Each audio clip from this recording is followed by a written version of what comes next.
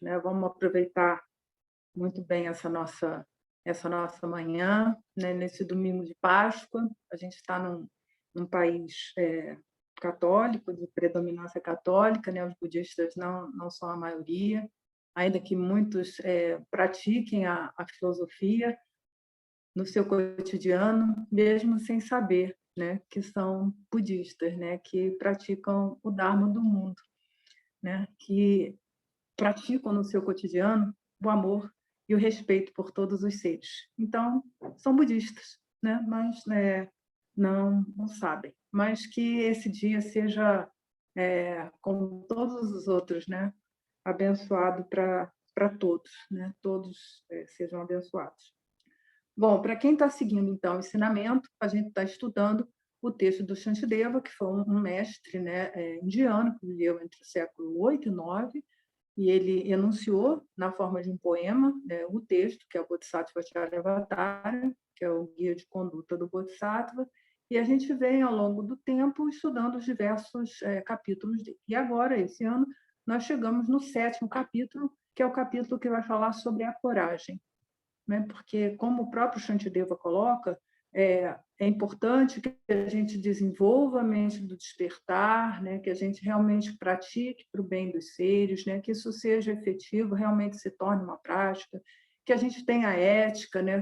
Pratique os atos positivos, evite os atos negativos, com a ajuda da atenção e da vigilância, que a gente desenvolva a paciência, né? Através da purificação das nossas emoções perturbadoras, mas só isso não basta para a gente atingir o despertar. É preciso que a gente tenha a coragem, que é a motivação, o entusiasmo, a nossa alegria de perseverar na via, né? Hoje em dia, nós aqui, quase 8 bilhões, nessa nave chamada planeta Terra, estamos passando por uma crise sem precedentes na história e encontramos com uma situação de adversidade muito grande para todos nós.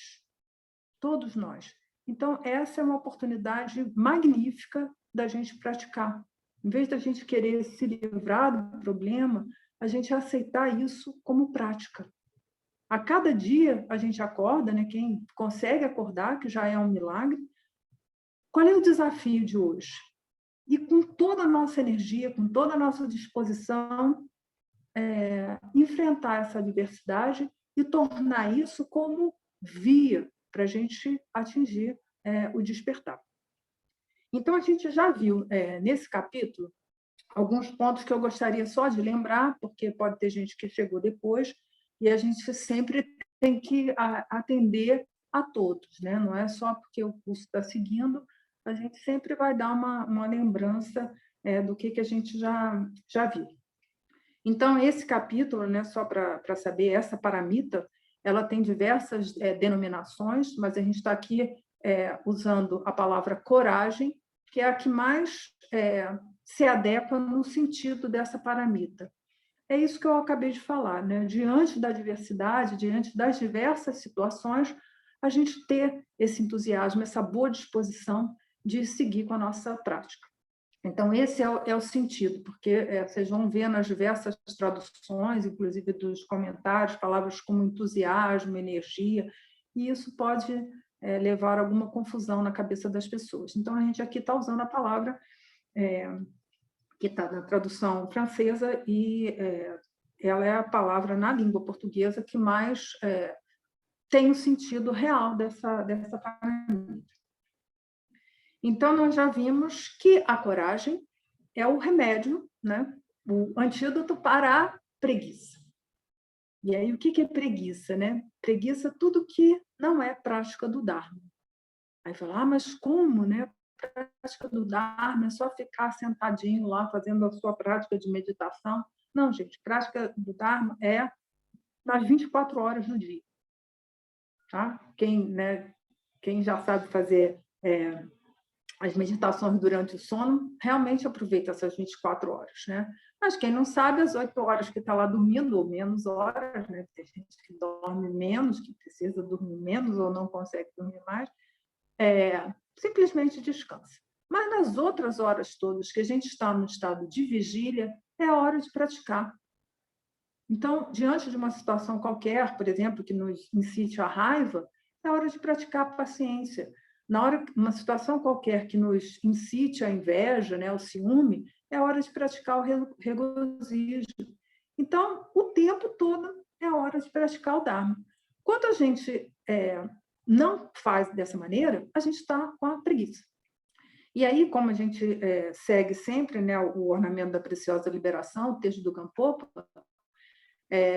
ele, né, que consolidou os ensinamentos do Buda, né, todos num só volume, ele coloca, né, como os 3 tipos de preguiça: a preguiça indolente, que é a preguiça mesmo, né, quando a gente deve fazer alguma coisa, mas a gente deixa passar, né, aquela oportunidade ali de prática, né, agora não, né, ou, né, deixar para depois. É a preguiça mesmo, né, de acordar cedo e aí, mas vou fazer uma preguicinha. E aí fica lá na cama, em vez de puxar o tapetinho, sentar no chão e fazer uma prática, se entrega à preguiça. Então, esse é o primeiro tipo de preguiça, que é a preguiça chamada indolente. O segundo tipo de preguiça é a preguiça vil, que é quando a pessoa se entrega à prática dos atos negativos. E aqui nos atos negativos é sempre bom lembrar que essa palavra fica um pouco, assim, às vezes, pesada, né? A prática dos atos negativos. Eu não vou matar ninguém, eu não vou, sei lá, cometer um ato mais negativo, assim, mais dramático. Mas a gente não pode se esquecer dos atos negativos com a palavra. A nossa tagarelice nas redes sociais, a nossa malevolência, é um ato da mente. As nossas visões errôneas que a gente tem acerca dos diversos elementos que nos surgem à mente, são atos negativos. Então, quando a gente se entrega para a malevolência ou para a cobiça, o desejo, eu quero uma coisa, isso é um ato negativo. Então, essa é o segundo tipo de preguiça, que é a preguiça chamada vil. Quando a gente se entrega, peraí, Pedro, para os atos negativos. Pode perguntar, Pedro. Oi, Lama, bom dia. Bom dia, Pedro. Eu gostaria de saber, Lama, se quando a gente deixa de praticar, não para ficar curtindo uma preguiça, mas para fazer uma outra coisa, porque diz que nós sofremos também pela atividade incessante, né? Essa vontade, essa ação, essa escolha de fazer alguma coisa que a gente acha que tem que fazer, mesmo que seja uma coisa banal, por exemplo, arrumar casa, lavar uma louça, ou cumprir com algum compromisso mundano e tal, em vez de praticar o Dharma. Isso é um exemplo de preguiça também? A questão, Pedro, é a motivação. Para que você está preparando o seu alimento? Para você se alimentar, para sustentar a tua preciosa existência humana, porque com fome, amiguinho, vai ser difícil praticar o Dharma. É muito difícil praticar com fome, é coisa para negócio nível hard mesmo. Então, cada vez que a gente vai fazer uma atividade qualquer, mundana, se aquilo ali é para sustentar a nossa prática, então a gente precisa se alimentar, a gente precisa ter um abrigo, né? É uma das condições mínimas de um praticante. Então, se você vai manter aquilo ali limpo, né?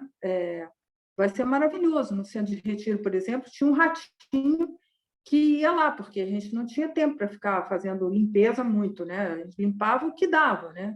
Então, tinha ratinhos que sempre visitavam lá, e a gente não matava o ratinho, né? Então, a gente fazia um esforço danado para manter limpo, mas era o quê? Para ter condições para a prática do Dharma, porque se a gente não limpar, vão aparecer os insetos que podem criar obstáculo na nossa prática. Então, qualquer coisa, Pedro, que a gente pode colocar hoje, por exemplo, já acordei cedo, já fiz meus exercícios todos, né? Não tem mais academia, vou até em casa mesmo. Então, qual é a motivação? Para o meu corpo ficar bem, para eu não sentir, né, dor, conseguir ficar sentada e tal. Então, se a nossa motivação for sincera para aquilo ali ser prática do Dharma, né? Aquilo ser criar causas e condições favoráveis para a nossa prática, é a prática do Dharma também. Tá? Então, Porque senão a pessoa fica também, ai, como é que eu vou cuidar? Se é para isso, né? Se a gente está trabalhando para criar condições para poder ser generoso com o centro de Dharma, né? Se a gente está trabalhando para criar condições da gente estudar, porque precisa ter os textos, né? Precisa de algumas coisas, a gente precisa de internet, por exemplo, para poder estar num ensinamento como esse, né? Então, a gente precisa criar causas e condições para ter o Dharma, tá? Então, a questão é a motivação que está por trás, tá? Entendi, Beleza? Lama. Muito grato. E aí, a terceira, né, o terceiro tipo de preguiça é a preguiça pessimista. É aquele indivíduo que acha que não dá conta, né? Olha assim a via, o tamanho da via e meio que se desespera, né? Tipo assim, eu não dou conta disso, né? Está aí presente a querida Bia, né? Que quando a gente começou a estudar lá, antes de ir para o KPG, quando eu, né, pelo menos entrei em contato com o tamanho da literatura que tinha, né, disponível para a gente estudar, eu falei, eu não vou dar conta de ler isso tudo e tal, né? E aí um dia eu compreendi, eu falei, olha, eu vou fazer, né, a cada dia o que der para fazer, mas a primeira, né, primeiro sentimento que eu tive, eu falei, eu não vou dar conta disso aí, né? Porque a gente tinha um professor assim que cobrava bastante leitura, estudo e tal, né? E aí eu falei, eu não vou dar conta, né? Mas aí, não, cada dia um pouquinho. Então, é assim que a gente vai, né? E aí é interessante porque esses três tipos de preguiça, eles estão diretamente relacionados com as quatro preliminares comuns, que são os quatro pensamentos que desviam nossa mente do samsara, gente. E eles devem estar, assim, na nossa cabeça o tempo todo, né? Sempre a reflexão sobre eles. Então, cada vez que a gente estiver nessa preguiça indolente, né, que a gente tem oportunidade, está tudo bem, já comeu, já fez tudo que está direitinho, né? Nosso abrigo está em condições adequadas e tal. O que eu vou fazer agora? Vou fazer uma prática ou vou fazer uma besteira qualquer aqui? Ficar no grupo do Zap lá, que é assim, a grande exercício atual para a prática da paciência, né? Então, ao invés da gente se entregar lá para a conversa fiada, entendeu? Aproveita para praticar a paciência, por exemplo, ou senta e vai fazer uma meditação. Então, quando a gente está nesse movimento, a gente vai lembrar o que é da impermanência. Ela é o grande remédio para a gente se curar dessa preguiça indolente. Lembra lá que virá primeiro, é o dia de amanhã ou o próximo mundo? A gente não sabe. Ontem nós perdemos um grande Rinpoche, né? O Bardo-Tuco Rinpoche, que eu tive a oportunidade de conviver com ele alguns dias, né? Na casa dele, com a esposa, as filhas. 71 anos. Foi embora. Tudo bem, é um grande bodhisattva, mas deixou. Eu estou particularmente assim tocada hoje, né? Porque ele partiu. E quando vai vir o renascimento de Bardo-Tuco? O comentário, né, de Tara, da prática de Tara Verde, assim, toda a descrição da prática, é do Bardo-Tuco Rinpoche. E outros textos maravilhosos. É um grande Rinpoche da linhagem Kagyu. E a vida passa assim, ó, rápida. E a morte pode nos surpreender a cada minuto. A gente vai ver na historinha que eu vou trazer hoje para vocês aqui. A gente não sabe mesmo o dia de amanhã. E hoje em dia, então, a gente não sabe mesmo. Né? A gente pode estar muito bem. E onde você vai estar no final do dia? Onde você vai estar amanhã? A gente não sabe. Então, lembrar sempre das reflexões, lá, os 9 pontos da reflexão sobre a morte. Né? Está lá detalhes, está lá no Gampopa. Para a gente sair dessa preguiça indolente, em vez de ficar postergando a nossa prática, né? Traz ela para agora. Né? E como eu disse, não precisa ser centavo, fazer uma prática, cadê o texto, cadê o mala, cadê o instrumento, cadê isso? Não, está na hora de praticar a paciência, praticar a ética. Olha que maravilha. Então, essa é o remédio sobre a preguiça, essa indolente. Da preguiça vil, simples, ensinamento do karma e da natureza defeituosa do samsara. Quando a gente estiver lá, né, desatento, torporoso, e começar a entrar nos julgamentos, começar a entrar na tagarelice, começar a entrar na cobiça, né? Como eu disse, sei lá, vou matar uma pessoa. Não, não é, é isso que é ato negativo, não. Esses outros mais sutis. Quando a gente começar, né, a escorregar para essa prática dos atos negativos, lembra do karma, ensinamento sobre o karma. A gente vai ver também na historinha que eu selecionei especialmente para hoje. O ato amadurece no seu autor, o resultado é certo, ele nunca se esgota e ele só se desenvolve. Não? Fica atento. Pessoa que fica tagarelando, tagarelando, tagarelando, tagarelando, daqui a pouco ninguém mais quer ouvir aquela conversa. Palavras sem sentido. Aí, para que você viu isso? Causa de sofrimento. Então, meditação sobre o karma. E a natureza defeituosa do samsara. Atualmente, as pessoas têm um pouquinho de dificuldade para entender o que são, né, os 6 reinos, o inferno, isso e aquilo, não tem, não tem. Olha, gente, na tradição, existem os reinos, sim. Tá? Ninguém diz que são ambientes psicológicos e tal. Hoje em dia, que tem essa abordagem mais light da coisa. Mas, se você quiser pensar, pensa nas pessoas que estão agora nos presídios, lá uma cela cheia de gente, pessoas que praticaram atos negativos. Você acha que se é um ambiente bom, você gostaria de ir para lá? Difícil, só se é um bodhisattva, né? Vai lá para, né, para resgatar essas pessoas, né? Para incitá-las à prática do bem. Tem pessoas que fazem isso, né? Mesmo, visitam as prisões. Mas imagina o sofrimento dessas pessoas. As pessoas hoje que estão nos leitos dos hospitais, sabe-se lá em que condições. Isso por quê? No próprio karma delas. Né? Por conta do karma, a gente é levado a ter essa ou aquela experiência nos 6 reinos. Então, fica ligado, né? Pensa nisso, são as reflexões estão lá, né? Tudo bonitinho, explicado lá no texto do Gampo, sobre isso. Então, quando a gente estiver escorregando no ato negativo, epa lá, é isso que está me esperando lá. E para a preguiça, essa pessimista, né, eu não dou conta, lembra que a gente tem a preciosa existência humana. A gente não nasceu como um Deus de longa vida, a gente não nasceu entre os espíritos hábitos, a gente não nasceu sem a capacidade de compreensão, a gente tem, né, um karma positivo por ter encontrado o Dharma. Enfim, o Buda ensinou todas as 8 liberdades, 10 aquisições e as 3 fés. A gente é dotado disso. Nós temos a nossa capacidade. O Lama Trinley sempre falava, né, jamais duvide da sua própria capacidade de praticar o bem.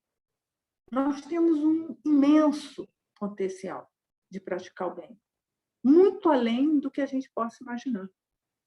É surpreendente o que um ser humano é capaz de fazer para ajudar outras pessoas. É surpreendente. Então, a gente tem esse potencial na gente. Né? Se a gente se deixa levar pelos obstáculos, e como eu já falei lá no mês, foi em janeiro que eu dei esse ensinamento, os obstáculos são abundantes, gente. São muitos, de diversos tipos. Se a gente se deixa levar pelos obstáculos, né, pronto, já perdeu. Então, vamos confiar na nossa força, que a gente é capaz, sim, de praticar. É preciso atenção, é preciso vigilância, sim, mas jamais duvidem do seu potencial de atingir o despertar. E aí também nós falamos, né? Esses são os 3 tipos de preguiça, aí tem as 3 formas de coragem, que a primeira dela é a coragem de armadura, né? Eu nunca mais me separarei da coragem benéfica. Então, é como uma armadura mesmo, né? Como eu brinquei no último mês que eu dei aqui ensinamento, é uma brincadeira, tá? Mas a gente é, assim, filhote do Sakyamuni, né? Da tribo dos Shakyas, que era a tribo de guerreiro. Então, somos todos guerreiros, né? Então, com essa armadura, a gente vai. Qual é essa armadura? É isso. Eu não vou me separar da prática do Dharma, em todos os instantes. O segundo tipo, né, de coragem é a formada é a coragem em ação, né, que é realmente fazer as coisas, evitar os atos negativos, praticar os atos positivos e fazer o bem do outro, porque isso é acumulação de mérito e acumulação de sabedoria também. E a gente já viu que sem mérito o barco não anda. Você vai entrar no barco, né, o grande barco do Mahayana, vai passar a tua vida inteira ali, praticando Dharma, fazendo 50 anos Tcherenzi, fazendo mas sem mérito o barquinho não vai andar. Aí vai chegar no momento da morte, porque está lá marcado, não tem conversinha com o Senhor da Morte. Está na hora, está na hora. É feito no aeroporto, né, que chama, né? Senhor passageiro tal, né, por favor, apresente-se ao portão de embarque. Não tem isso, não. Está na hora, amiguinho. Chegou seu karma, chegou ali. Então, a gente vai precisar, então, do mérito para movimentar o nosso barco, que é a imagem clássica do budismo, que é para a gente chegar na outra margem. A outra margem é o nirvana, é o fim do sofrimento. Tá? Então, é fundamental mérito. Sem mérito, a coisa não anda. E é impressionante, né? Já tem alguns anos assim que eu encontrei o Dharma assim, e assim as pessoas que não acumularam mérito, não, entendeu? Não seguiram no método. E não é só, não está numa prática mais avançada. Não é isso. É a questão de não entender a profundidade dos ensinamentos. Quando não entende a profundidade do ensinamento, é falta de mérito. Então, a perguntinha é, quantas vezes, né, cada um de nós abriu mão de si mesmo? Quantas vezes deixou de comer? Quantas vezes deixou de dormir? Quantas vezes deixou de fazer uma coisa, né, que você achava que era importante para ir atender o outro? E não é para pensar, eu estou deixando de comer para dar para o outro lá. Não, se tem orgulho, o negócio está complicado também. Mas, verdadeiramente, abrir mão de si mesmo, né, da sua apreensão egocêntrica, da satisfação, né, dos seus prazeres, né, dos seus deleites, das suas coisas boas, para ir atender o outro, né, compartilhar o seu alimento. Então, isso tudo é acumulação de mérito. E aí tem as outras, né, as outras paramitas, como praticar a paciência, praticar a ética, também é acumulação de mérito. Então, fiquem bem com isso. Assim, quem já está no Dharma há algum tempo pode ver que quem tem mérito, o barquinho anda. Quem não tem mérito, o barquinho não anda. Não adianta, não tem conversa. Tá? E esse é o segundo tipo, de coragem. E o terceiro é a insaciável, né? Só ficar satisfeito quando atingir a budeidade. E aí, com atenção e vigilância, sobre corpo, palavra e mente, a gente vai praticar duas coisas, que é a igualdade, né, que a gente já viu aqui no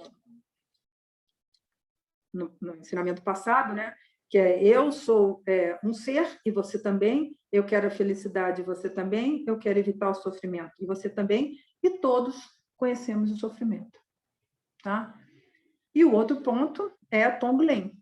Então, é a troca de si com os outros. Dar para os outros toda a nossa felicidade, toda a nossa saúde, toda a nossa alegria e tomar para nós todo o sofrimento, a dor, né? toda a situação difícil, miserável que qualquer ser se encontre. Mas isso aí a gente precisa ter uma prática mais robusta para poder fazer a prática de Tonglen. Mas é isso que a gente vai fazer, né? Adotar a virtude, né? Negar, né, a prática dos atos não virtuosos, disciplinar completamente a nossa mente e, com atenção e vigilância sobre corpo, palavra e mente, praticar a igualdade e praticar Tonglen. Tá? Então, esse é o resumo da vida. Tá? Então, esse é o que vimos nas estrofes passadas. Tudo bem até aí?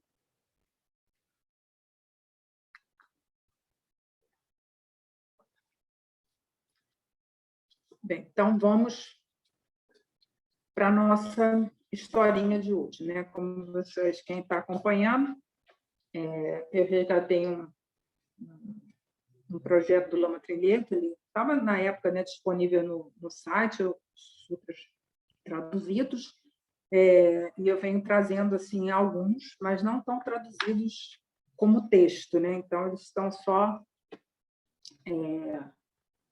aqui ao vivo mesmo, né? Porque para fazer a tradução de texto, precisaria de mais tempo, coisa que eu não tenho tanto tempo assim disponível para preparar com capricho uma tradução que demora algum tempo, né? Esse texto aqui do Shantideva que eu estou trazendo para vocês, eu levei 6 meses para traduzir. Então, enfim, não dá para traduzir mais esses sutras na forma escrita. Mas estou trazendo aqui para vocês na forma mesmo de contar a história como o Buda fazia, né? Não tinha texto escrito nessa época. Então, esse é o Sutra das 3 coisas que provocam o riso no Buda. Quem está seguindo, né? Eu sei que tem gente que está seguindo com os originais, é o conto número 65 do Tripitaka, está no Tripitaka, volume 6, parte 5, página 77. Então, o que é esse Sutra das 3 coisas que provocam o riso no Buda? Então, o Buda está lá contando para a sua assembleia de monges, e ele começa esse sutra contando como é que era a vida dele até ele atingir o despertar. Ele vai dizer, então, que ele era um homem puro e devoto, confiava nas 3 raras e sublimes, tinha uma abnegação imensa para socorrer os seres, não praticava nenhum ato negativo, a sua bondade era imensa, ele tinha uma vigilância e uma fé firme, tal como o Monte Meru. E, por ter sido perseverante em sua prática, ao longo de suas várias vidas, né, são mais de 500 vidas que estão relatadas, né, nas vidas passadas do Buda, por conta da sua prática perseverança, ele, então, tornou-se um Tathagata cujos ensinamentos e conversões expandiram-se por toda parte. Então, ele começa o sutra colocando como foi a prática dele, né? Como é que ele, através das suas vidas, atingiu o despertar.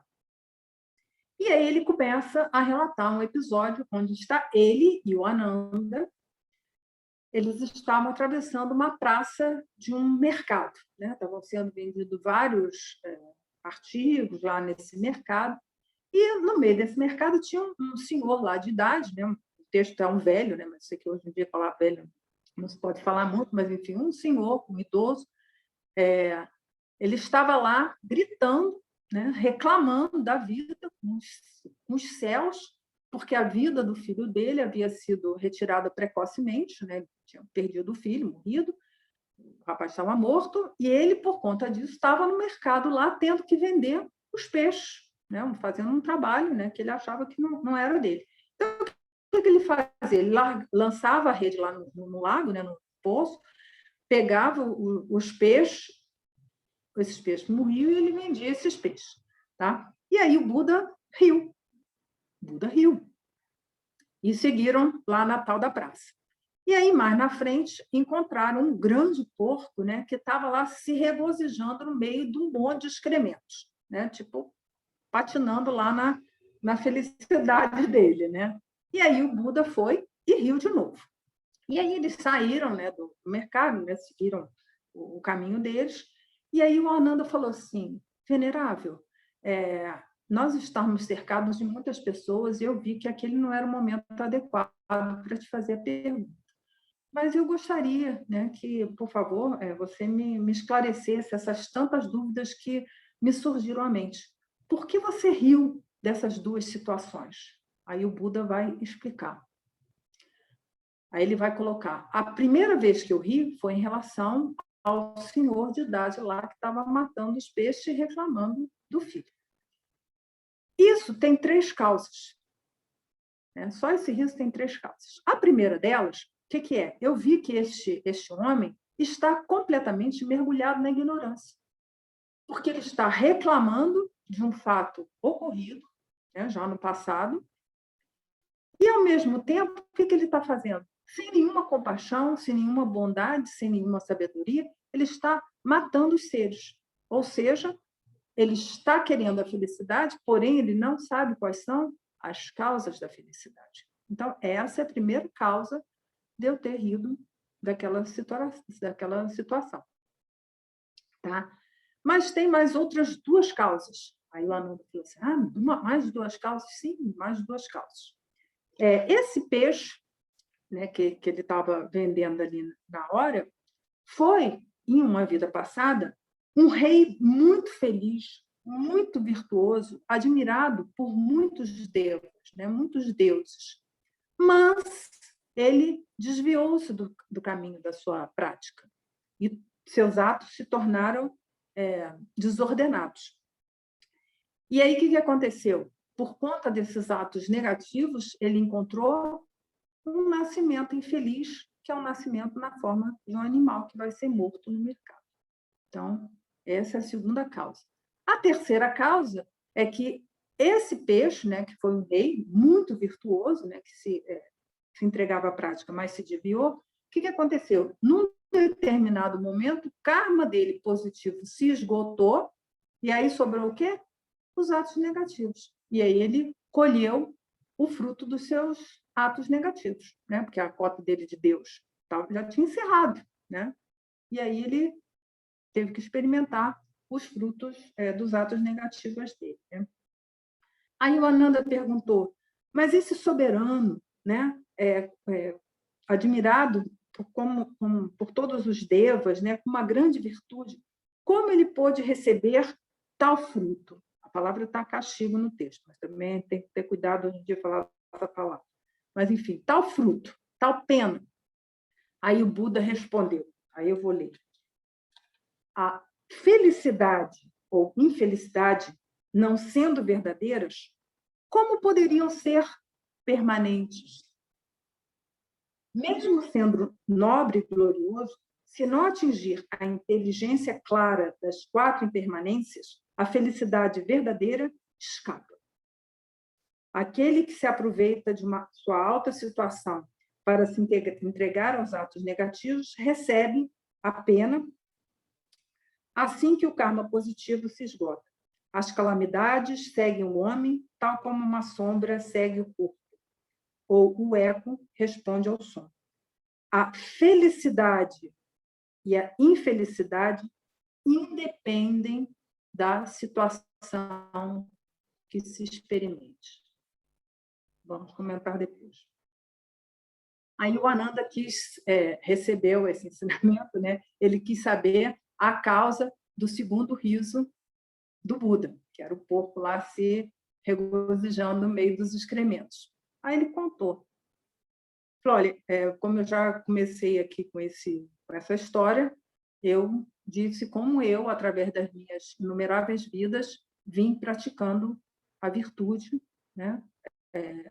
Tendo devoção pelas 3 raras e sublimes, né? Todo mundo sabe que o Buda teve vidas como animais, como a gente já viu, macaco, coelho, cavalo e tudo, mas ele sempre praticando os atos positivos.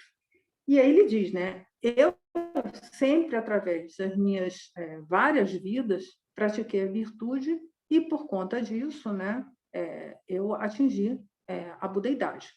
Mas, em uma das minhas vidas, eu tive um vizinho que ele se entregava aos atos negativos. E tinha lá um grupo de amigos, né, até uns que eram os demônios e tal, e eles praticavam os atos negativos. E uma vez eu o chamei para ele fazer uma prática, para ele conhecer o Dharma. E aí ele disse assim, estou ocupado. E perdeu essa oportunidade. E aí as vidas sucessivas, né, se seguiram, e aí cada um encontrou o fruto dos seus atos. O Buda, né, na sua Bodhisattva, né, em suas várias vidas, atingiu o perfeito sublime despertar, e aquele vizinho dele encontrou, né, obteve, né, não encontrou, ele obteve a vida referente à sua própria experiência. Ele encontrou uma vida, né, obteve uma vida como um animal infecto, né, como está no texto, né? Então, esse é o resultado do fruto dos aços. Aí, por isso que eu ri dessa situação. Aí o Buda termina, né, dizendo o Ananda, né? Por sucessivos kalpas, aceitei o Dharma, compreendi o sentido e, assim, atingi essa alta dignidade. Essa é a maneira pela qual a paramita da vontade ardente é vigorosa. Então, eu selecionei, esse não está na sequência mesmo do texto, porque esse sutra é cheio aqui de ensinamentos para a gente trabalhar hoje, os elementos que o Shantideva vai trazer para a gente. Então, a primeira coisa para trazer para vocês é esse ponto importante aqui dessa fala do próprio Buda, né? Que vai falar a felicidade ou a infelicidade não sendo verdadeiros. E ele está fazendo referência ao quê? A felicidade ou a infelicidade é essa, efêmera, que a gente tem aqui nessa vida. Não é a felicidade permanente, né, que é a budeidade. São essas, né, esses prazeres, esses sofrimentos que a gente tem. Como eles não são verdadeiros, eles não são permanentes. Então, lembra lá que a gente deve ficar atento com a meditação sobre a impermanência? E aí ele segue, né? Mesmo sendo um nobre glorioso, como era, né? Okay, né? Se não atingir a inteligência clara das 4 impermanências, a felicidade escapa. Então, se a gente, durante as nossas experiências, né? A gente tem experiência de alegria, né, de regozijo, porque a gente é humano, a gente fica feliz com as coisas, né, com as coisas mundanas mesmo, né, e a gente sofre, né, com as coisas. É normal, a gente é ser humano, né, a gente é um ser senciente, a gente sente. Então, é natural que isso aconteça. Mas se a gente não colocar nesses sentimentos, nessas apreensões, né, dos nossos órgãos do sentido, se a gente não colocar essa que no sutra que está dito, né, a inteligência clara das 4 impermanências, a felicidade real, essa felicidade, ela pode escapar de nós, porque ela não é essa felicidade verdadeira, ela é uma felicidade efêmera. Então a gente vai colocar nesses sentimentos, nessas percepções, nessas sensações que a gente tiver da nossa relação com o mundo, a meditação sobre impermanência. Então, tudo que nasce morre, tudo que se acumula se dispersa, tudo que se reúne se separa e tudo que se constrói um dia vai à ruína. É claro que a gente fica triste quando a gente perde uma pessoa que a gente tem devoção, que a gente tem respeito, ou que seja uma pessoa querida. É natural isso, né? Durante o retiro, tanto o Lama Trilê quanto o Lama Trilê perderam as suas mães nessa terra, né? Então, assim, eles passaram por ali com muita sobriedade, né? Mas tem um sentimento, né? de ligação com a própria mãe. Então, mas ninguém chorou desesperado e tal, mas tem um sentimento. Mas a gente deve colocar isso dentro da perspectiva do próprio ensinamento do Buda. Então, e outra coisa, né, importante para a gente lembrar aqui é a questão do peixe lá vendido no mercado. Um ensinamento completo sobre o karma. O karma, quem recolhe ele, o fruto, é o próprio autor, né? Ele não se esgota, ele só se acumula e o resultado é certo. Quando os atos positivos, né, que aquele rei havia acumulado, o mérito dele se esgotou, houve a existência, né, tornou-se claro os atos negativos, e ele colheu, então, o resultado desses atos. Então, é isso que vai, né, finalmente acontecer. Então, em cada vez que a gente está numa situação qualquer, gente, do nosso cotidiano, né, ouvir só o Dharma, né, se coloca para o ensinamento, fica durante 1 hora, se a gente não colocar aquilo em prática, no nosso cotidiano, mesmo vai ser pouquinho, a gente não vai conseguir ficar o tempo todo com atenção e vigilância, mas com a prática a gente vai conseguindo. O que é aquela 1 hora ali? Perdeu tempo. Então, a gente precisa reter o ensinamento, refletir sobre ele, ver a pertinência daquilo e colocar em prática. Então, esse é o que vai acontecer. Agora, o Kalu Rinpoche vai ensinar um texto, né, o mesmo texto que ele vai ensinar para diversas sangas, né, vai ser igual professor de matemática no colégio, vai desligar o Zoom de um e ligar no outro. Né? Eu já vi ao longo os vários grupos das várias sangas dele, está assim, o horário colado um no outro. Eu falei, não vai dar muito para perguntas e respostas, não. Então, o que é? Uma oportunidade maravilhosa, né, que a gente vai ter de estar assim, em contato com o Kalu Rinpoche, onde ele vai explicar o método. O método. Esse é um texto, né, do Jamgon Khuntru, que não tem nenhuma novidade, mas ele vai explicar o método, para que não haja confusão. Né? O que a gente está fazendo? O que a gente tem que fazer exatamente? Porque os nomes, né, meditação tântrica e tal, a pessoa já começa a delirar, né? Fazer uma coisa, assim, uma imagem idealizada. É natural, gente. Quando a vida está difícil, a gente quer um Shangri-Lazinho para a gente. Mas não tem Shangri-Lazinho. O ensinamento do Buda é um ensinamento, é uma ciência, porque ele tem um método que a gente vai seguir direitinho. Faz uma coisa, depois faz outra coisa, depois faz outra coisa, depois faz outra coisa, e vai indo conforme a capacidade de cada um. Capacidade de compreensão e a capacidade de aplicação nas práticas. A gente precisa saber o que é esse método aqui. É uma ciência, na verdade. Né? Porque a gente faz uma coisa e vê o resultado dela. É igual uma reação química. Quando a gente está lá com raiva e a gente coloca, né? Não, vamos lá praticar a paciência, começa a haver uma reação química. Isso é uma imagem que fez o Pomop Rinpoche a respeito, né, da prática. E aí a gente vai ver o resultado, a gente vai meditar sobre os inconvenientes da raiva, vai meditar sobre as vantagens de se desenvolver a paciência, e aí a gente vai se transformando tal como numa reação química. Não tem milagre. Não tem energias quânticas, não sei o quê, Não tem nada disso. É uma coisa que acontece, é um método científico, onde a gente vai ver os resultados de uma determinada experiência. Então, se a pessoa tagarela demais, ela vai perceber que depois de um determinado ponto, ninguém mais dá atenção a ela. A pessoa fala demais, sem parar. Ninguém mais dá atenção, ela fica lá falando sozinha. Então, olhar o resultado dos nossos atos. O ensinamento do Buda é um ensinamento de alta responsabilidade. Nós vamos nos tornar responsáveis pelos nossos próprios atos.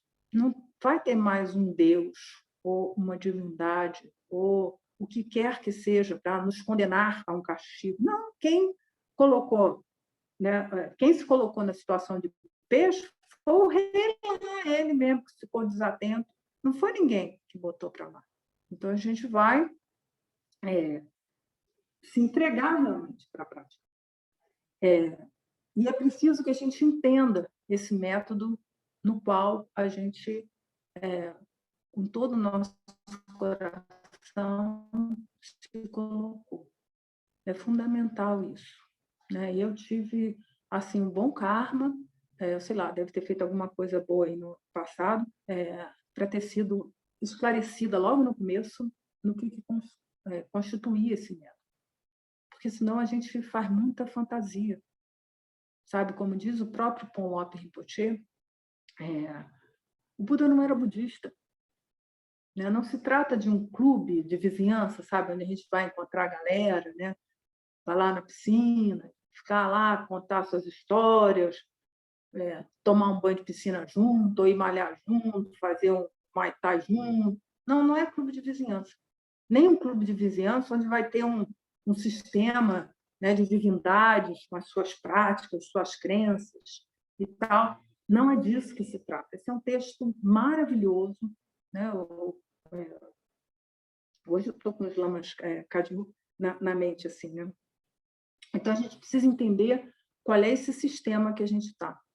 Então, quando a gente se coloca na prática do Dharma, há um método a se seguir, pá, pá, pá, uma coisa depois do outro, que é o Lanrim, né? Faz uma coisa, depois faz outra, depois faz outra.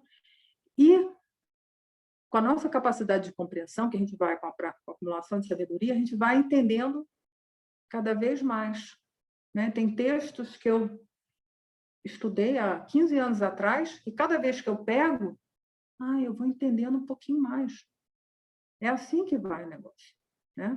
Os textos são os mesmos e a nossa capacidade de compreensão vai se tornando ainda mais profunda, mais vasta, tá? Então, é preciso que a gente entenda aonde que a gente está, porque senão a gente acha que é um Shangri-Lazinho, entra nesse Shangri-Lazinho e pronto. Mas tem outros Shangri-Lazinhos mais divertidos, eu diria.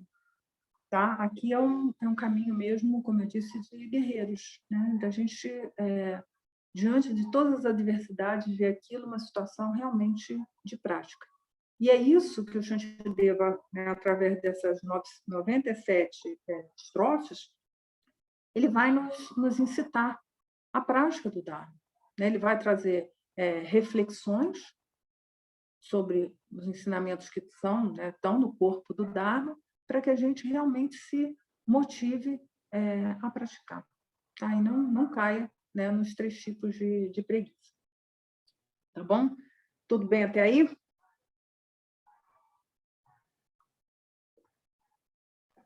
Lama, Sim, Pedro.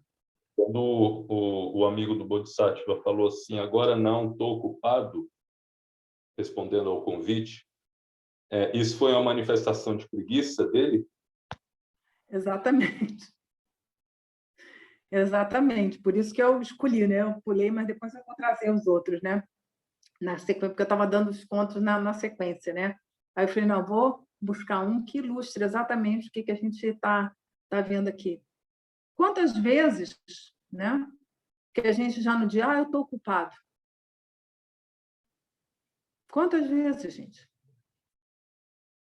Teve uma vez só que eu me aventurei, eu tive a coragem, olha só como eu fui audaciosa, de dizer para o Lama, ele tinha me pedido para fazer uma coisa, a gente tinha trabalhado o dia inteiro no centro, na época que a gente estava construindo as cadeiras lá para o centro de retiros, as mesinhas e tal, e ele teve a ideia de comprar uns tecidos, né, para forrar aqueles sofás que a gente tinha, aqueles 4 sofás brancos que estão lá na biblioteca, né?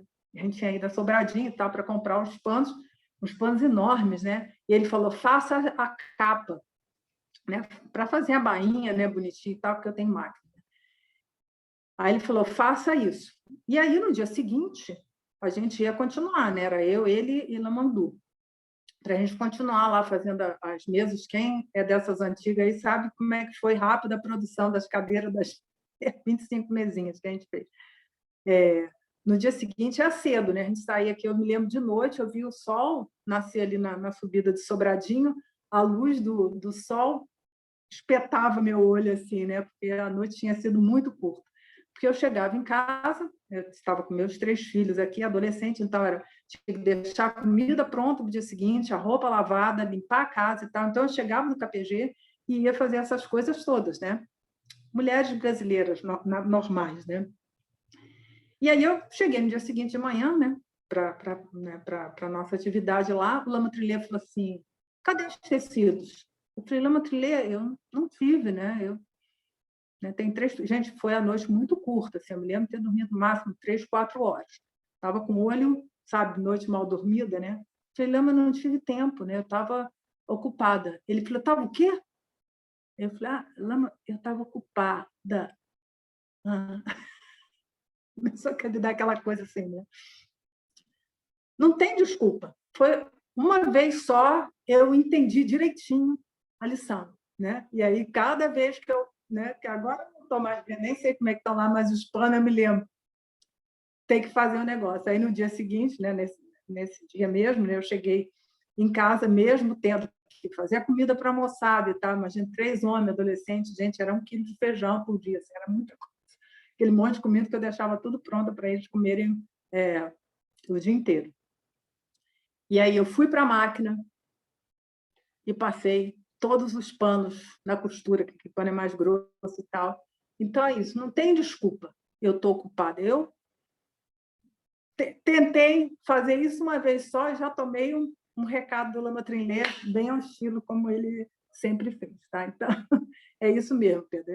Eu estou ocupado, eu tenho outra coisa para fazer. Né? Não diga isso, sobretudo se é para o Lama Trinley, porque tu vai tomar um corretivo na hora, assim, né? Eu nunca mais falei, não, olha, não tem mais. O Lama pediu para fazer, vamos sim. Não tem conversa, não, né? Bia está aí, testemunha, Zênia, Lama Trinley era assim o negócio. Ele pedia para fazer uma coisa, a gente fazia 100, e ele reclamava que a gente não tinha feito 1000. Era assim que a gente vivia, né? Então, é isso, né? Não tem desculpa, não. Então, vamos aqui para o nosso chantilly, né? A gente tinha parado lá na estrofe. Lama. Oi. A Bia. Sim, Você Bia. vê que o resultado não depende sempre só do mestre, não, né? Há muitas causas e condições, porque nós tivemos o mesmo mestre e o resultado foi bastante diferente, né? Então, a gente vê que é muito interessante isso que você está colocando, porque tem tudo a ver com essa paramita de agora, eu estava pensando, né? A coisa da coragem, da energia, do contentamento, que acaba diferenciando o resultado, porque o mestre era o mesmo, os textos eram o mesmo, o dia que a gente chegou foi o mesmo, e o resultado é muito diferente. Isso é muito, muito legal, sabe, da gente ter tido essa oportunidade hoje de tocar nessa paramita e a gente ter esse exemplo prático muito evidente entre a gente, muito legal mesmo. Obrigada, tá? Pois é, só para fazer aqui um depoimento, né? Essa moça que acabou de nos falar, Dona Bia, foi a responsável por eu ter ido para o KPG, porque ela falou assim, gente, tem um lama lá em Sobradinho, vamos lá? E a gente foi lá em Sobradinho. Então, a Bia é a responsável por essa história. Claro que tem karma, tem outras coisas aí, mas foi ela que falou, vamos lá. E aí a gente foi, não foi, Bia? Como eu estava levando a pessoa certa, hein, Lama? O resultado é o espetáculo. Mas nós éramos 12, né? E, enfim, cada um seguiu o seu caminho, né? Claro, claro. É verdade. Obrigada, Lama. Ô, Bia, mas pelo menos você ganha esse mérito aí, viu? De ter carregado a Lama Pel. Boa, Zênia, boa. Né? Boa. Que é? Você com esse... Pelo Repete, menos, Zênia. pelo menos ela ganha esse mérito aí de ter levado a Lama Pelmo lá pro Dharma, pro KPG. Olha, Zênia, esse teu coração...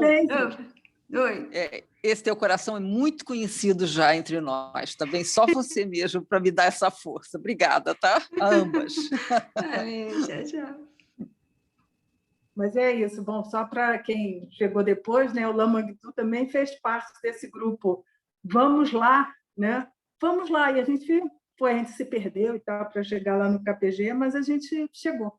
Então, eu fico bem à vontade mesmo quando a gente fala, né? Então, de todos nós da Sangha, podemos dedicar as medalhas. Sim, a Bia. Eu já falei isso várias vezes aqui no ensinamento. Não fosse Bia, quer dizer, tem o karma, como já falei, mas ela que foi assim, vamos lá, tem um lama lá em Sobradinho. Quem dera, Lama, quem dera. Mas foi isso mesmo. Eu já falei algumas vezes aqui, mas aí uma das pessoas falou isso, e eu repito a sua frase como você disse para a gente. Bom, então vamos voltar aqui para o nosso Shantideva, né? A gente parou lá na estrofe 16, a gente chegou aqui na 17, né?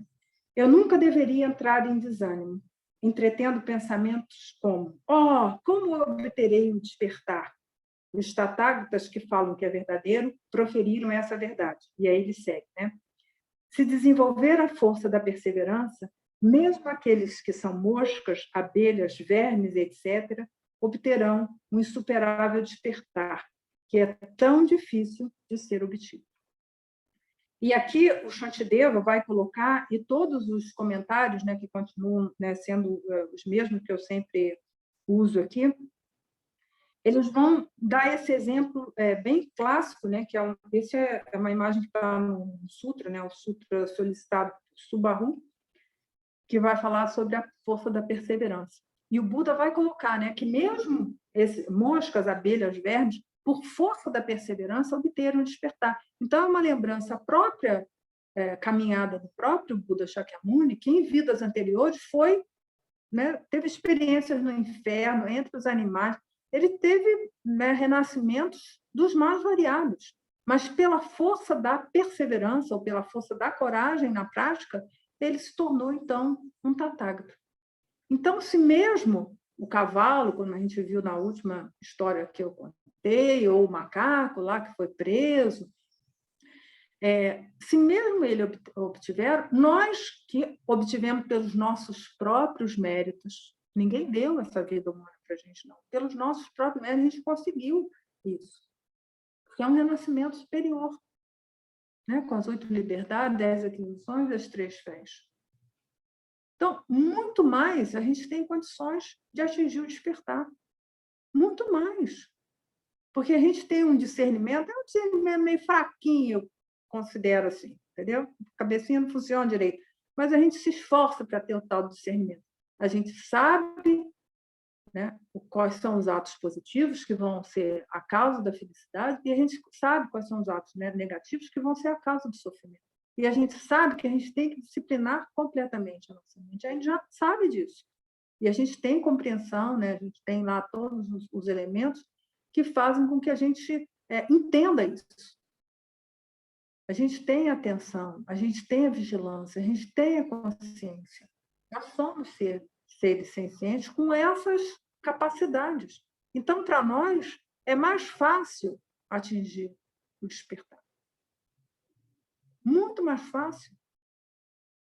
Você imagina, você está lá, você viu uma conversa, tem um desses grupos do Kalu Rinpoche, que eu acho que, por conta da questão de horário deles, acho que eu vou seguir com eles, que é a turma lá do Canadá. Hoje já começou o monte de bom dia, né? Falei, mas essa turma acorda cedo, né? Bom dia e tal, mas o pessoal quieto. Uns botaram sua mãozinha assim, outros mandaram coraçãozinho. Um pessoal sossegado. Falei, eu quero ver se vai rolar uma treta. Tem que estar atento, treta no grupo de WhatsApp. Pessoal que não anda muito comportado. Então, quando a gente começar a ver uma confusão e a gente praticar a paciência, entendeu? Ou ter uma outra conduta, né? Deixar os atos negativos para lá. Olha só.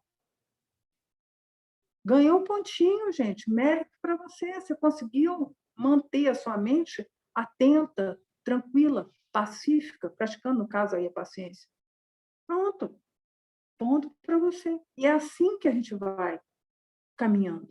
Então, a gente não deve se desencorajar nunca, deixar as coisas para depois. A gente realmente não sabe o que vai ser amanhã. E não sabe mesmo, gente.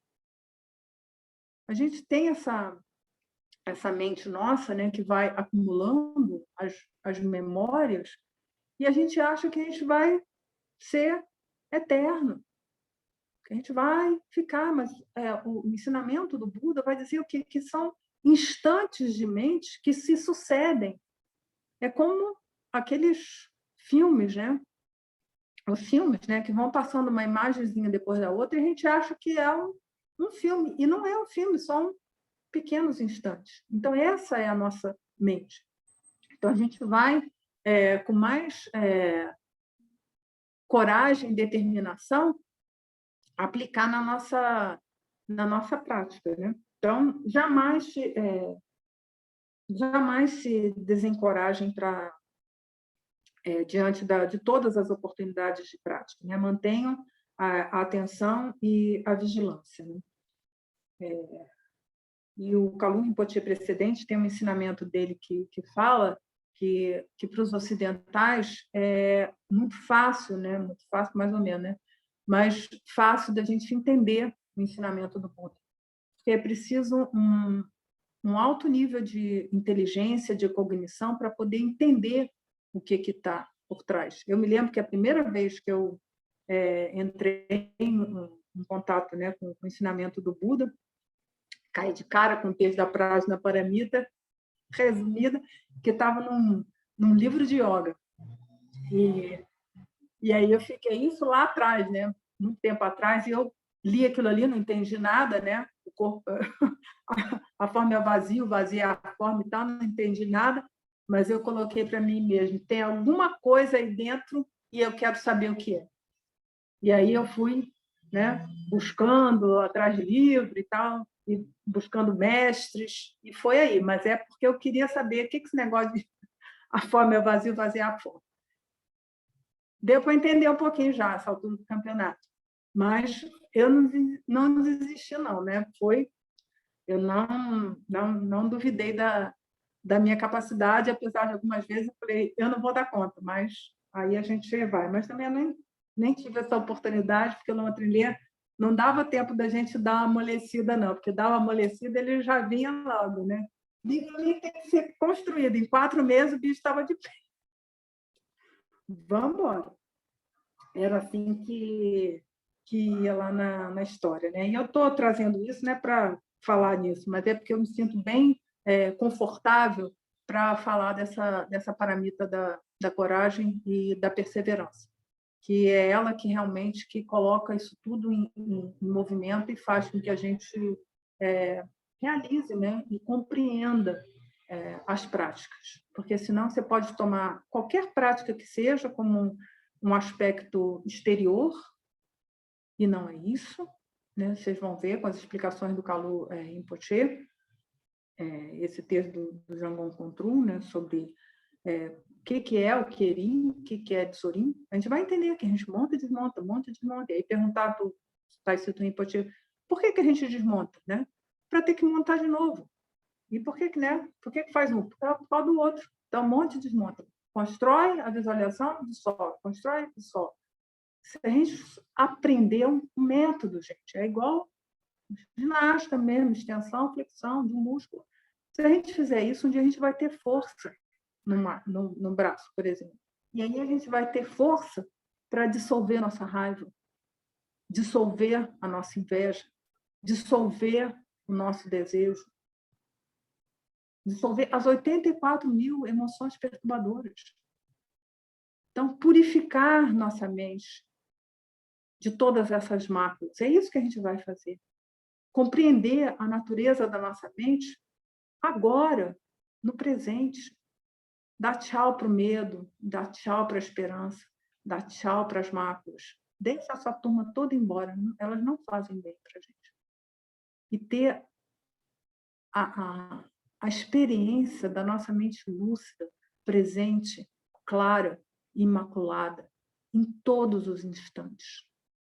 As circunstâncias todas que nos rodeiam vai depender das causas e condições. A gente não sabe o que vai ser. Quando é que vai acabar a pandemia? O povo está aflito. Quando é que vai acabar a pandemia? Mas ninguém sabe. Quando é que vai acontecer isso, aquilo outro? Ninguém sabe. E aí a gente volta lá para o Sutra. Cadê? Eu vou pegar lá de novo. A felicidade, achei isso assim divino, maravilhoso. A felicidade ou a infelicidade independem da situação que se experimente. Independe da situação.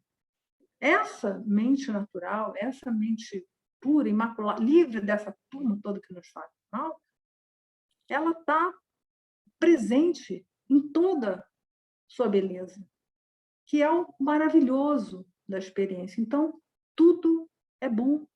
E não do bom, que é bom, né? Mas tudo é perfeito, tudo é sagrado, tudo é belo, tudo é maravilhoso. Mas a gente precisa, através das nossas práticas, viver a partir dessa mente, que já está desde sempre presente. Isso é o que, na nossa tradição, é a natureza de Buda. A nossa mente já é assim, mas por conta dos véus, da ignorância, das paixões, né, das emoções perturbadoras, do karma, véu da dualidade, a gente não vive a partir dessa mente. A gente vive através das nossas emoções, das nossas emoções perturbadoras. Então, a nossa prática vai ser para isso, né? Compreender a beleza, né? O maravilhoso, o sagrado. Essa é a visão do Vajrayana. Tudo é sagrado, a gente vai ver tudo como sagrado. A gente não vê lá que todos os seres se transformam em Cheresi, né? É a terra pura de Ochen? Porque a gente está vendo a partir da nossa mente imaculada. E aí todos os seres são Cheresi. Tudo que nos cerca é de Ochen, porque a gente está vendo a partir dessa mente imaculada. E aí não são os nossos amiguinhos. Só, meus amiguinhos, pessoinhas fofinhas que eu gosto e tal, são Cheresi. Não, todos. Todos os seres. Todas aquelas pessoas que você não gosta, seus inimigos, né? Pessoa que você não gosta, você olha na televisão, nem conhece a pessoa, mas não gosta dela. Todos, todos. Isso é liberar os seres do sofrimento. Eles vão continuar lá no karma deles, o rapaz lá, o Deus lá, supremo, não sei o que, nasceu como peixe. Não se preocupe com o karma alheio, não. Deixa o camarada sossegado para lá. Mas quando a gente tiver essa visão pura, imaculada, livre de qualquer julgamento, de qualquer fabricação, elaboração, os termos que a gente usa aqui, a gente vai liberar todo mundo. Gente, tá, tudo é perfeito. Isso não quer dizer que a gente vai se tornar um imbecil. Ai, tudo é bom, tudo é bonitinho. Não. A gente vai ainda tá viva, a gente ainda está no plano relativo, ainda precisa lidar com as pessoas ainda. Mas, do ponto de vista já com compaixão em relação às pessoas. Mas esse é o ponto final da história. Esse é o ponto final. A gente não pode se esquecer jamais disso. Isso aqui não é um clubinho de vizinhança, como diz o Pomop Rinpoche, tá? Um sistema de crenças, de divindade, de prática. Não é isso que se trata o ensinamento do Buda. É o método da gente conhecer a nossa própria mente, o modo de funcionamento da nossa mente, para a gente liberar dessa turminha todinha que faz mal a gente, que são as nossas emoções. Mas já não. Quando a gente vai, como eu já falei no ensinamento passado aqui, quando a gente souber, né? Souber não, quando a gente se perceber livre do medo e da esperança, é sinal que o caminho está concluído.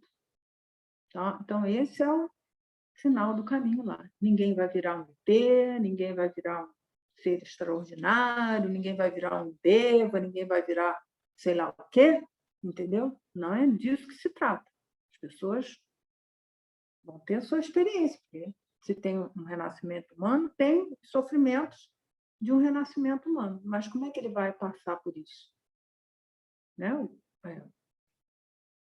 Os Rinpoches, quando eles passam para o Paranirvana, eles ficam lá no Tuptum, né, que é o estado meditativo lá final, que é o que o Bardo está no momento, né, e vai ficar assim durante alguns dias, até que se resolva o que vai ser feito com os despojos dele. Não se tem notícia disso ainda, mas é o sofrimento. Esse corpo humano aqui é perecível, né? Ele envelhece, né? Ele fica doente e ele morre. Então, esse sofrimento a gente não está livre deles. Porque a gente nasceu humano, esse é o presentinho que a gente tem, né? Nasceu com um corpinho, vai nascer assim. Os animais também têm essa trajetória aí. Mas como que a gente vai passar por essa experiência? Esse é o grande ponto. Então, vai ser a nossa visão de mundo que vai mudar a nossa visão da nossa experiência. Tá? Então, é sempre bom a gente lembrar o que é esse método desenvolvido pelos mestres do passado para que a gente possa se liberar do sofrimento. E para a gente encarar esse método, é preciso coragem, é preciso disposição, é preciso perseverança. Sem isso, não se vai obter o fruto esperado. Tá bom?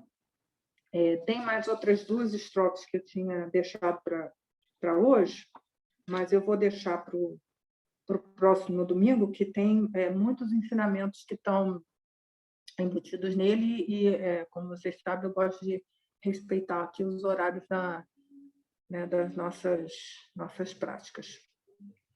Então, alguma dúvida, gente? Alguma pergunta sobre isso? Tem muita coisa para estudar a respeito disso, né? Lama, Sim, Pedro. com licença, hoje eu estou um pouco mais animado para perguntar. Mas eu achei muito boa a história, muito boa mesmo. Mas, assim, eu não sei se eu não ouvi ou se me escapou, mas eu não me lembro da terceira razão pela qual o Buda ri. A primeira tem a ver com a ação do pescador, a segunda, o karma, né, do peixe, mas aí eu lembro que tem o porco, eu acho que tem a ver com porco, né, mas eu não me lembro da terceira razão. Nossa, olha, então vamos lá. São 2 risos. O primeiro riso é em relação ao senhor de idade lá pescando. O segundo riso é em relação ao porco. O primeiro riso tem 3 causas. Então, a ignorância, né, do pescador lá que está reclamando do filho ter morrido e está matando os seres sem a menor compaixão. E o outro, né, os outros 2, as 2 outras causas têm a ver com o peixe, né? Então, por conta dos atos negativos do peixe em uma vida passada, ele teve um renascimento como um animal, que é um renascimento inferior. E a outra coisa que é quando o karma positivo dele, né, como ele era anteriormente, ele era um grande praticante, mas aí ele se desvirtuou. Quando o karma positivo dele se esgotou, só restou o quê? O karma negativo dele, né? Então ele esgotou o positivo, esgotou o positivo, ficou só com o negativo. Então as 2 causas, né, primeira da ignorância do velho, as outras 2, 3, a segunda e a terceira, tem a ver com o karma do rei todo-poderoso, né, benevolente, nobre, glorioso e tal, que recebeu o fruto dos seus atos. Então, são as 3 causas aí. Essas 2 são em relação ao karma do peixe, né? O karma do rei, na verdade, né? Que teve a retribuição do ato como na forma de um renascimento animal. Compreendi. O porco, não, ele falou o rei renasceu como porco ou como peixe? Não, Isso que o porco era o vizinho dele, que disse: estou ocupado. Tá, é verdade. Beleza, Lama, grato, muito grato. Está gravando, depois você ouve de novo a história. É igual assim, igual eu com as minhas aulas de alemão. Vejo uma vez, aí vejo de novo, leio o manuscrito. Tá bom, Lama, grato. Graças ao governo alemão, eles disponibilizam de graça na internet, e a gente pode ver quantas vezes a gente precisa. A gente tem dificuldadezinha, a gente vê o vídeo várias vezes, vê de novo, já sabe até os diálogos de cor, mas vê de novo. Então, dá para ver de novo mesmo, porque a gente aqui tem pouco tempo, gente. Então, é meio condensado. Vocês vão ver lá com o Kalu Rinpoche o tempo do texto do Kontru Rinpoche, mas quem quiser estudar, tem o comentário do Trango Rinpoche, que é maravilhoso, né, sobre esse texto do Jamgon Kontru. Então, para quem quiser aprofundar da prática, né? Porque só saber como é que é o método, como é que a coisa funciona é bom, mas a gente tem que colocar em prática a coisa, né? Se não colocar em prática, não adianta, né? Tudo direitinho? Então, aqui é o Éder. Eu teria uma pergunta. Sim. Eu fico me perguntando como hoje o excesso de estímulos podem prejudicar, nos levando para uma dessas preguiças, né? Então, por exemplo, hoje, lidando com jovens, é impressionante como que o excesso de estímulos, seja através do smartphone, redes sociais, fazem com que, às vezes, eles não tenham foco, né, em desenvolver uma atividade. Porque o cérebro foi tão estimulado que o cérebro chega cansado na hora que precisa ter um foco, né? O quanto isso pode contribuir com a preguiça, esse excesso de estímulos. Sim. Então, tem 2 pontos aqui interessantes para a gente ver. Normalmente, a mente, né, de um ser humano é uma mente em estado de torpor. Tá? Isso é a mente desatenta, ela é torporosa. Né? Tem lá o macaco louco, né, das produções mentais, mas a base disso é o torpor, né? Lembra lá da tancazinha de chinês e tal, o elefante, né, dominado pelo torpor e tal. Quando a gente, Éder, está dominado pelo torpor, qualquer besteira que aparece, a gente, deixa eu ver isso aqui. E a gente vai, tipo assim, no Carnaval de Salvador, que não tem mais, mas enfim, vamos ver quando é que vai voltar. Você vai seguir a turma da pipoca, né? Porque quem lá pagou, como é que chama, o abadá, vai ficar receoso de pôr a pipoca do outro bloco. Mas vê um bloco, vai atrás, vê outro bloco lá, vê atrás, vê outro bloco, vai atrás. E é isso que acontece, né? Quando você chega lá, quarta-feira de cinza, você está com a boca lá no meio-fio, torto, caído no chão. É assim que é o Sansarão. Bravo. E é assim mesmo. Tá? Então, isso é a primeira coisa. A nossa mente torporosa, a gente vai seguindo qualquer coisa que segue na frente. Isso é uma coisa, mas isso lá desde os tempos lá do nós como humanos há muito tempo atrás, tá? Assim segue a história. Mas, recentemente, né, e já vem de algum tempo, tem essa coisa da gente ser multitarefas. A pessoa quer produzir, né? Aí a pessoa faz muita coisa, a pessoa leva o celular, por exemplo, para onde? Para o banheiro. A pessoa come com o celular do lado, como se fosse uma coisa assim. A pessoa é motorista do SAMU, está de plantão, aconteceu alguma coisa. Leva, come com isso. Aí, se não está com a TV ligada, aí a pessoa faz 3, 4 coisas ao mesmo tempo. E isso, infelizmente, não é a moçada jovem. E eu fico bem tranquilo, que meus filhos estão aí na faixa aí dos milênios, 30, 40 anos, eles dormem com o celular. Mas o que vai acontecer? O celular, por que dá uma abraçadinha? Não, alguém pode. Quem vai ligar?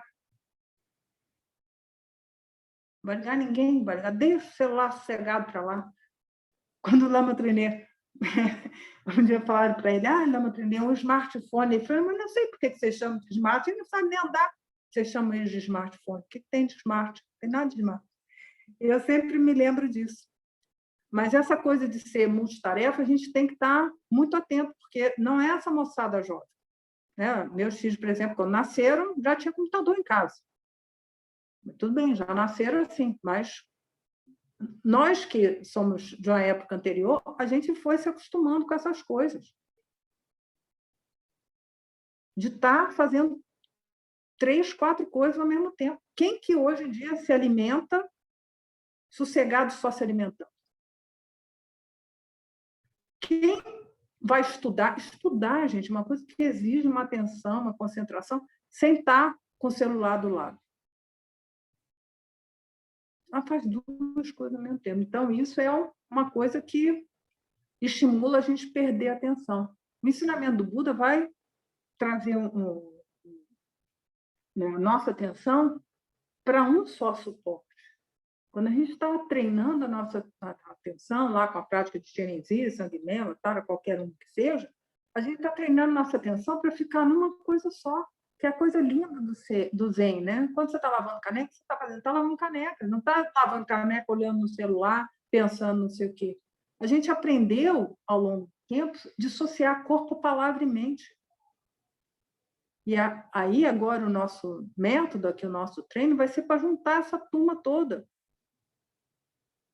Produzir pensamentos positivos na mente para gerar palavras positivas, para gerar atos positivos. A gente já precisa aprender a juntar, está lá no Lujon, não dissocia os 3, que é o quê? Corpo, palavra e mente. A gente vai agir em uníssono com os 3 numa só ação. É difícil? É difícil. Né? Mas, com o tempo, as pessoas se acostumam. Quando a pessoa manda uma mensagem, né? E não responde, porque sabe que eu deixo. Né? 6 horas da tarde, eu deixo o celular longe de mim. E eu só vou ver no dia seguinte. Ninguém fica aflito mandar, porque as pessoas já sabem. Não adianta mandar mensagem para ela depois dessa hora, ela não vai nem ver. Tampouco responder. Mas quem está quem dorme abraçadinho com o celular, assim, dorme. Tem um filho meu que dorme com o bicho abraçado, assim. Por que isso? E eu fico bem tranquilo de falar isso. Sabe que eu falo isso, né?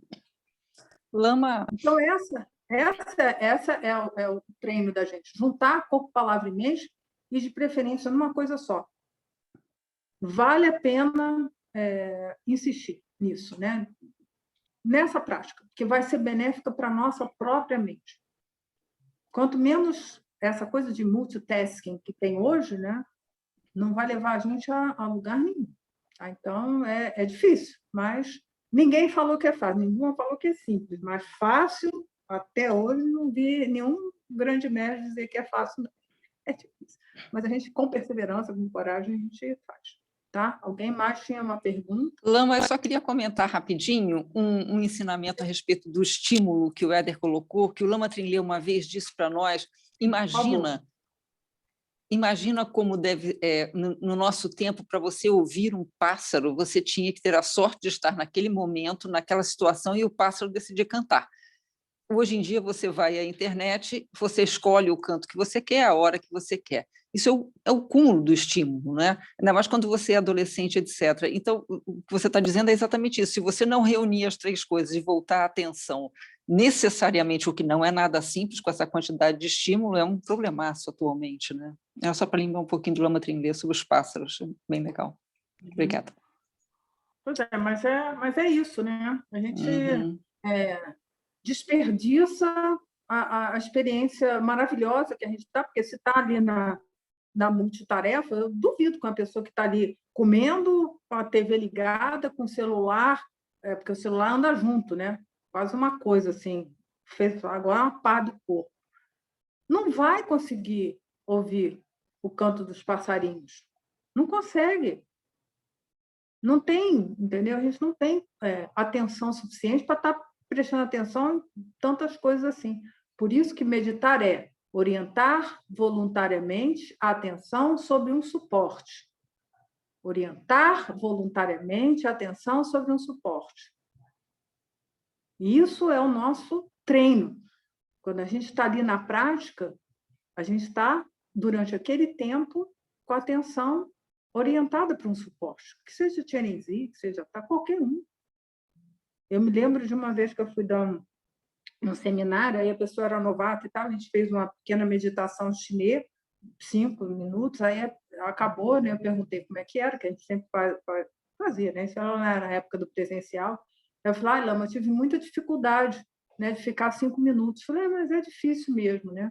E aí, como o grupo lá já fazia Tianenzi lá nas práticas regulares dele, falei, vamos fazer então Tianenzi.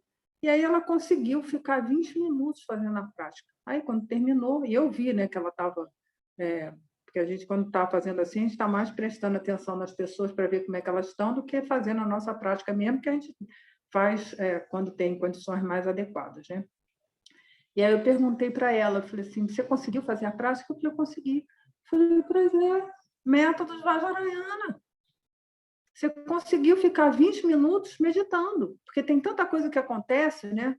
Você vai construindo a visualização, né? Depois vai lá, né? Os raios, tal, vai lá, faz oferenda por Budas, volta, depois purifica os véus dos seres, volta e tal. É uma coisa animada que consegue ali, né? E é colorido, tem a divindade e tal. Você está com a tua atenção pousada sobre aquele suporte ali. E a pessoa consegue meditar. Esse é o método Vajrayana. E depois você dissolve isso, né? Tesourinho. Então, esse é o método que a gente vai fazer. Então, se cada um puder estar atento, corpo, palavra e mente, no suporte, você já está meditando, tá bom? Porque não é estar fazendo uma coisa, está pensando na outra, né? Cabeça de um lado, a palavra para o outro. Então, o que mesmo que eu estava falando, hein? Não é isso? Ok, obrigado. O que eu estou fazendo aqui? Eu conheço uma pessoa que fala assim, não sei o que eu vim fazer na cozinha. A pessoa não sabe o que eu vim fazer na cozinha. Porque está cada um para um canto. Então, vamos aprender a juntar corpo, palavra e mente, com atenção. Isso é extremamente benéfico para nós. É extremamente benéfico. Como disse, a nossa ciência para a gente entender o modo de funcionamento da nossa mente e ficar amigo com essa verdadeira amiga que a gente tem, que é a nossa companheira inseparável, que vai estar conosco na hora da morte, que vai estar conosco no bardo, que vai estar conosco, né, no próximo renascimento, que é a nossa própria mente. É com ela que a gente tem que fazer amizade, é com ela que a gente tem que se sentir vivo, presente, né, porque ela é a nossa companheira, né, ela não transmiga como uma entidade, mas é com ela que a gente tem que fazer essa profunda e verdadeira amizade com a nossa própria mente, tá bom? Esse é o único Buda que pode nos ajudar, somos nós mesmos, né? Não se esqueçam jamais disso, tá bom? Mais alguma pergunta, gente?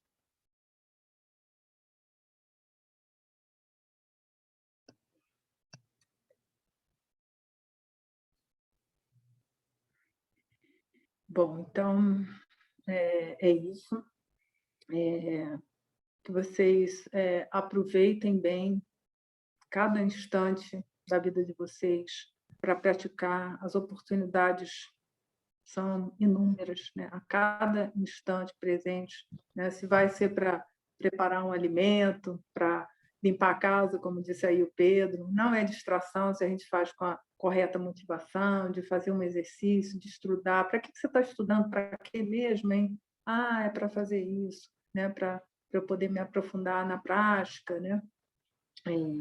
Enfim, colocar essa motivação do fundo do coração, né? Fake não, né? Eu vou ler aqui o grupo do Zap só para assuntar, entendeu? Eu estou praticando dar. Não, a gente nunca pode mentir, sobretudo para nós mesmos, tá? Então, aproveitem cada instante que eu garanto para vocês, vale super, super, super a pena a gente se aplicar nesse método, tá bom? Então, uma boa e verdadeira Páscoa para todos nós, que a gente possa deixar esse homem velho, os nossos inimigos que são as máculas, né? O nosso medo, a nossa esperança, deixar essa turma toda lá, né? Para trás, e a gente possa abrir, a gente possa realmente se descobrir, né? Novo a cada dia, né? Que a gente possa ver a cada dia a nossa natureza de Buda, tá bom? E aí a gente dedica esses méritos, né? Então, graças a todos os méritos, né? Tendo eu obtido a onisciência e liberado, né? Vencido os inimigos, que são o quê? As máculas. Posso liberar todos os seres do oceano do Sansara, agitado pelas ondas do nascimento, velhice, doença e morte.